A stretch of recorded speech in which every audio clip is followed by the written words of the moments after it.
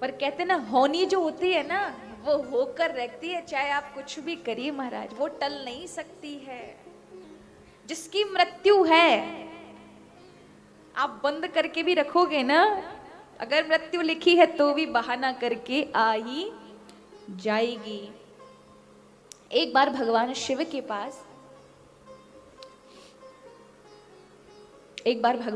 पास यमराज आए। तो यमराज जैसे ही कैलाश पर आए तो उन्होंने देखा एक चिड़िया है। क्या है? एक चिड़िया थी छोटी सी, उसको बहुत देर तक घूरते हैं और थोड़ी देर के बाद वो भगवान शिव के पास चले जाते हैं। तो वहीं पर भगवान शिव का नंदी देख रहा था। उसने देखा यम की दृष्टि गई है, इसका मतलब इसकी जान को खतरा है। तो उन्होंने क्या किया, गरुण भगवान से कह करके उस पक्षी को ना, छोटे से पक्षी को कहा इसको बहुत दूरी पर छोड़ आओ। कहीं दोबारा से यमराज ने देखा तो उसे कहीं ले ना जाए अपने साथ, इसके प्राणी तो छोटा सा है। सो तुरंत गरुण देवता गए, उस नन्हे से पक्षी को बहुत दूर अलग द्वीप में जाकर छोड़ आए। जब यहाँ पर जब लौट कर आते हैं तो नंदी उनसे पूछते हैं, प्रभु यमराज से पूछते हैं जब जा रहे थे कि जब आप आए थे तो यहाँ पर एक छोटा सा पंछी बैठा था और आपने उसे देखकर घूरा क्यों? आप उसके प्राण ले जाना चाहते थे? बोले बात ऐसी नहीं थी, मैं इसलिए विचार में था कि ये कैलाश पर बैठा है लेकिन इसकी मृत्यु तो यहाँ से हजारों किलोमीटर दूर एक द्वीप में लिखी हुई है कुछ ही क्षणों में, और ये इतनी लंबी यात्रा कैसे करेगा? मैं यही सोच करके विचार के देखो, होनी इसकी ये लिखी है कि यहाँ से हजारों किलोमीटर दूर में इसकी मृत्यु होने वाली है, लेकिन ये तो कैलाश पर बैठा है, ये कैसे जा पाएगा? नंदी ने माथा पटका, ये क्या किया मैंने, क्योंकि होनी जो लिखी होती है ना महाराज वो होकर रहती है, और उस पक्षी को कोई जीव खा गया। जहां जिसकी मृत्यु लिखी होती है, चाहे आप कितना भी बचने का प्रयास करना, भावी को नहीं मिटा जा सकता, होनी को नहीं मिटाया जा सकता। महाभारत जब आरंभ हुई थी, महाभारत को आरंभ करने का कारण क्या था? महाभारत पुराण हम लोगों तक कैसे पहुंची? उस महाभारत के जो वक्ता हैं वो वैशंपायन है, और श्रोता कौन है? इस कथा को जो सुन रहे हैं परीक्षित का बेटा जन्मजय। जन्मजय ने महाभारत को सुना, इसलिए महाभारत हम तक आई। लेकिन जन्मजय ने ऐसा क्या किया जिसके कारण से महाभारत सुननी पड़ी? उसने होनी को मिटाने की कोशिश की। परीक्षित का पुत्र था इस कथा के जो श्रोता हैं, तो बहुत बड़ा दिव्य, परीक्षित का पुत्र तो बड़ा धार्मिक प्रवृत्ति का था। तो एक बार उसने शक कर लिया और सोचने लगा कि भगवान तो सब कुछ मिटा सकते हैं, भगवान चाहते तो महाभारत के युद्ध को रोक सकते थे, किसी की बुद्धि ऐसी नहीं होती। और इस धरा पर जब परमात्मा थे तो प्रभु ने युद्ध क्यों नहीं रोका? कहते ना ज्यादा बुद्धिमान व्यक्ति अपने को ज्यादा श्रेष्ठ समझने लग जाते हैं। तो वो व्यास जी के पास जाते हैं, उस समय व्यास जी विराजमान थे। तो जन्मेजय जाके प्रणाम करते हैं और कहते हैं मैं आपके पास कुछ समस्याएं लेकर आया हूं, उनका समाधान चाहता हूं। व्यास जी ने कहा कहो पुत्र, क्या तुम्हारे मन में प्रश्न है, क्या चीज है जो तुम्हें परेशान करे? बोले मैंने सुना है कि मेरे परिवार की रक्षा करने के लिए भगवान कृष्ण ने 18 दिन तक युद्ध किया और उसमें मेरे परिवार की विजय हुई, कौरव मारे गए, और इस विश्व भर में जितने भी योद्धा थे सारे के सारे महाभारत में सम्मिलित हुए, सबका सर्वनाश हो गया। इतनी अत्यधिक ज्यादा क्षति हुई मानव जाति की। महाभारत के समय मनुष्य कितने मारे गए थे। कहा जाता है कि युधिष्ठिर जब राजगद्दी पर बैठे तो वो रो पड़े थे। किस लिए रो पड़े थे? कि उन्हें वो राज किस पर? पुरुष कम बच गए थे, विधवाएं नारियां थी, नन्हे नन्हे बच्चे रह गए थे। तो सब कुछ करने के बाद भी उन्होंने पाया क्या, ये सोचकर वो रो रहे थे। उस तकलीफ को भगवान कृष्ण ने मिटाया कि राजन, इन सब की पहले से निर्धारित थी इनकी मृत्यु।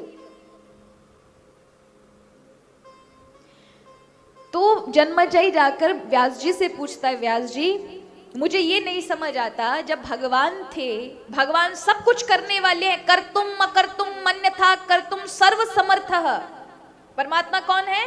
जो आप कर सकते हैं वो भी कर सकता है। कई बार क्या होता है, इसलिए हमें शंका होती है, बताइए जो हम कर रहे हैं वो भगवान कर रहे हैं। किया है ना प्रभु श्री राम ने, नारी जैसे ही रावण ले गया तो रोने लग गए बहुत तेज तेज। तो कई बार लोग कहते हैं आपका भगवान रोता भी है। सच कहूं, अगर भगवान नहीं रोए होते ना महाराज, तो कौन उन्हें भगवान मानता? अरे दया है तभी तो कोई रो सकता है। और जब प्रभु सगुन अवतार लेकर आ रहे हैं तो इसका मतलब दया से भरकर आते हैं प्रभु। फिर तो गिद्ध के लिए भी रोते हैं, फिर तो सबरी के लिए भी लड़ने जाते हैं, फिर तो अहिल्या को भी तारते हैं जिसको सबने उपेक्षित कर दिया था। दया से भरे हैं इसलिए। तो यहां जो हम कर सकते हैं, कर तुम, जो हम कर सकते हैं परमात्मा वह भी करते हैं। कर तुम अकर तुम, जो हम केवल सोच सकते हैं ना, परमात्मा वो भी कर सकते हैं। हम कर नहीं सकते, सिर्फ सोच सकते हैं, परमात्मा वो भी करने में समर्थ है। मन्यथा कर तुम, जहां तुम्हारे सोच विचार जानने की क्षमता खत्म हो जाती है ना, वहां से प्रभु की कृपा की वर्षा होती है महाराज। ठीक है, जो हम सोच भी नहीं सकते भगवान वह भी कर सकते हैं, वो सर्व समर्थ है। व्यास जी ने बहुत समझाया, देखो जन्मेजय संदेह नहीं करना चाहिए। अवश्य भगवान उस समय भूमि पर विराजमान थे भगवान कृष्ण के रूप में, लेकिन भावी को कोई नहीं मैट सकता था। अनंत युगों के राजाओं का वहां पर विनाश निश्चित था, और वही लोग सम्मिलित हुए जिनकी मृत्यु उस युद्ध में निश्चित थी। सभी का प्रारब्ध उन्हें इकट्ठा करके लेकर आया था। कभी कभी क्या होता है, कुछ प्रारब्ध ऐसे होते हैं जहां प्रकृति सबको एक ही जगह इकट्ठा कर देती है। अब हम एक उदाहरण ले लेते हैं केदारनाथ की प्रलय का, या कोई भी बाढ़ आदि ऐसी जगहों का। केदारनाथ की जब प्रलय आई थी तो हजारों लोग अलग अलग जगहों से थे ना, अलग अलग जगहों से, कोई कहीं से, कोई कहीं से, कोई कहीं से, कोई कहीं से। तो कभी किसी कार्य में जब एक साथ सारे लोगों ने कोई ऐसी क्रिया की हो जिसमें निश्चित होता है कि इनकी मृत्यु ठीक वैसी होनी चाहिए, तो वही लोग एक साथ वहां एकत्रित हो जाते हैं। उन्हें भावी खींच कर ले जाती है, उनकी इच्छा होती है हमें वहां जाना चाहिए, खींचकर उनकी होनी वहां उनको ले जाती है। जिनको बचना होता है, जिनको सिर्फ देखने का ही दंड मिलना है, तो वो देख के ही बच जाते हैं। जिनको वैसी मृत्यु प्राप्त होनी है उनको वो प्राप्त होगी ही होगी। इसलिए प्रकृति सबको इकट्ठा करती है। व्यास जी समझाते हैं कि प्रकृति ने उस समय, क्योंकि सबकी मृत्यु ऐसी ही दशा में होनी है, ऐसी ही स्थिति में होनी है, इसलिए प्रकृति ने सबको इकट्ठा किया है। ये होनी थी बहुत बड़ी, और वो होके ही रहती है। जन्मेजय कहता है मैं नहीं मानता, यदि हमें पता चल जाए कि होनी है और हम बुद्धिमान हैं तो उस होनी को टाल सकते हैं। व्यास जी मुस्कुराए, नहीं टाला जा सकता, होनी को कोई नहीं टाल सकता।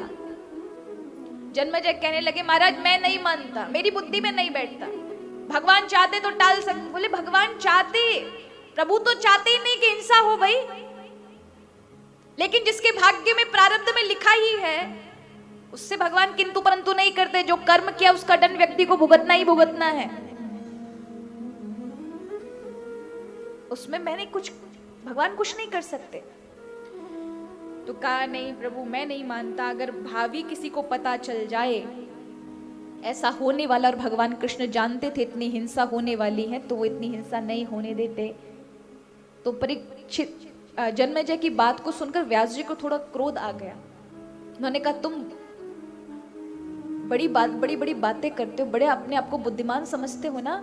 ठीक से आज से 7 वर्ष बाद तुम्हारे साथ जो होनी घटने वाली है मैं तुम्हें अभी बता रहा हूं, तुम नहीं रोक सकते उसको।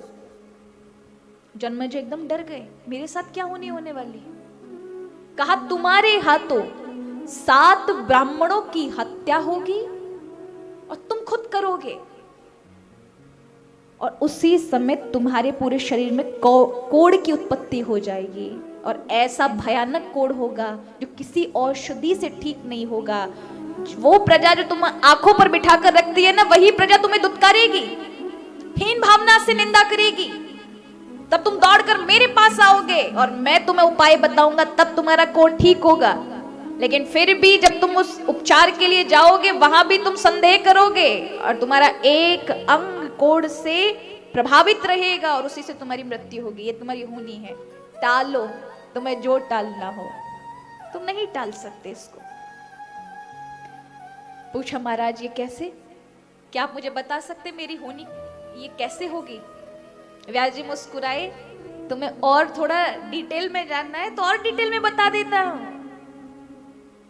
तुम घोड़े पर बैठकर दक्षिण दिशा की ओर जाओगे, तुम्हें एक स्त्री मिलेगी, तुम उस पर मोहित होगे, उसको रानी बनाओगे और उसी के कारण तुम 7 ब्राह्मणों की हत्या कर दोगे। जन्मेजय कहता ठीक है महाराज, मैं होनी को टालने की पूरी कोशिश करूंगा और दिखाऊंगा कि बुद्धिमान श्रेष्ठ व्यक्ति होनी को टाल सकता है। कुछ दिन गया, उसने कहा, महाराज ने कहा घोड़े पर बैठ के जंगल जाऊंगा तभी होगा। मैं जंगल ही नहीं जाऊंगा, मैं घोड़े पे ही नहीं बैठूंगा, ना मेरा घोड़े पर बैठना होगा, ना किसी दिशा में जाऊंगा, ना कोई स्त्री मिलेगी। और होनी जो होती है ना महाराज, होकर के रहती है। साल गया, 2 साल गए, 3 साल गए, 4 साल गए, 5 साल गए, 6वां लगा। लोग कहने लगे लगता है जन्मेजय नपुंसक हो गया है, महल से बाहर निकलता नहीं। अरे इसके पिता ने बड़े बड़े अश्वमेध राजसूय यज्ञ किए, ये कोई यज्ञ करता नहीं, ये घुड़सवारी करता नहीं, युद्ध के लिए कहीं जाता नहीं। लगता है हमारा जो राजा है वो राज्य गद्दी पर बैठने लायक नहीं, इसको हटाओ, किसी दूसरे को लाओ। जब प्रजा में चारों ओर ऐसा होने लगा, मंत्रियों ने कहा महाराज अब अंदर ही क्यों बैठे रहते हैं, बाहर क्यों नहीं निकलते। अब वो तो अब जन्मेजय को पता था ना किस कारण से अंदर रहता है। जब नहीं माना, मंत्रियों ने बहुत समझा, महाराज इसमें आपकी हीनता दिख रही है, प्रजा तरह तरह की बातें आपके प्रति बना रही है, इसलिए आपको निकलना चाहिए, अपनी वीरता दिखानी चाहिए, नहीं तो दूसरे राजा प्रभावित होकर आप पर आक्रमण कर देंगे, ये राज्य वहीं की वहीं नष्ट हो जाएगा, कुछ तो करो। जन्मेजय ने कहा ठीक है, हम उत्तर दिशा में जंगल की ओर जाएंगे आज। व्यास जी ने कहा था काले घोड़े पर बैठकर जाओगे, उसने कहा देखो मेरा घोड़ा सफेद होना चाहिए, काला नहीं।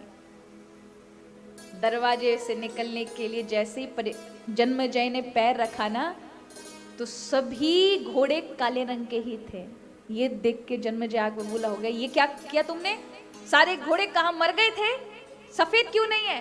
कहा महाराज सफेद अपने यहाँ एक था, वो बीमार पड़ा है, इसलिए आप हमारा घोड़ा ले लीजिए, कोई घोड़ा ले लीजिए, किसी पर भी बैठ जाइए। अब प्रजा के सामने, लोगों के सामने कैसे कहे कि मैं काले पे नहीं बैठूंगा। बैठना पड़ा, सोचा रास तो मेरे हाथ में है, कैसे भागेगा ये घोड़ा।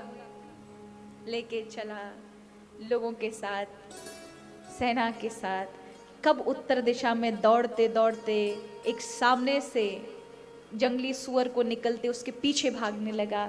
सारे लोग छूट गए, वो ऐसा अंधाधुंध कब दक्षिण दिशा की ओर मुड़ गया और पूरे सारी सेना से छूट गया। एक सरोवर था, वहां उसने अपना घोड़ा बांधा, ना कोई दिशा दिख रही है कहाँ जाना है उसे। सोचा सुबह जाऊंगा, लेकिन वहीं पर एक सुंदर सी स्त्री बैठी थी। उसको देखकर ऋषि की बातें वहां से विस्मित हो गई, उसे याद नहीं रहा। जब कहते ना विपत्ति आती है ना, व्यक्ति को वो चीजें याद ही नहीं रहेंगी जो उसके साथ घटित होने वाली हैं। वो स्त्री का याद नहीं रहा, बाकी सब याद रहा राजा को। उस स्त्री को देखकर वो इतना प्रसन्न हो जाता है, मन बना लेता है कि इसको तो वो महारानी बनाएगा।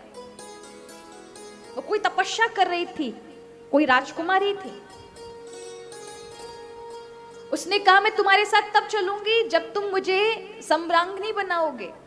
उसने कहा मैं जाते ही बना दूंगा, चलो मेरे साथ। घोड़े पर बिठाकर ले आता है अपनी राजधानी। अब बहुत दिन हो जाते हैं महाराज, ऐसा कोई योग ही नहीं बनता जिसमें उन दोनों का विवाह हो सके। ब्राह्मण लोग टालते जाते 1 वर्ष के लगभग कुछ ही दिन रह गए, कुछ महीने रह गए दूसरे 7 वर्ष पूरे होने में। राजा को जाकर वो स्त्री कहती तुम इतने सालों से मुझे यहाँ पर रख रहे हो, तुमने मेरे साथ विवाह नहीं किया, मैं जा रही हूँ। तब वो कहता है कि नहीं नहीं, आज ही विवाह करेंगे। अब उसी समय हस्तिनापुर में एक ब्राह्मण नहीं मिलता, सब यज्ञ के लिए उस समय गए होते हैं। तब राजा को इतना विवाह करने की जल्दी थी उस स्त्री के कारण कि ब्राह्मणों की जो संतान थी, नवयुवक ब्राह्मणों को बुलाया जाता था, वो घर में थे। अब आप जानते हो नवयुवक थे, कोई वो समझदार तो थे नहीं, 16 17 साल के बालकों को बुलाया गया। उन्होंने यज्ञ संपन्न कराया। जब चरण छूने के लिए वो रानी मुड़ी तो उसका उत्तरीय कोई वस्त्र खिसक गया। उसे देखकर 7 ब्राह्मण जो युवक थे वो हंसने लगे। उनकी इस दृष्टि को देख करके, उनके हंसने के इस तरीके को देख करके वो बहुत क्रोधित हो गई और राजा भी बहुत क्रोधित हुआ। उसने अपनी पत्नी को देखा तो उठा करके कलश जो रखा था वो खींच के मारा उन ब्राह्मणों के।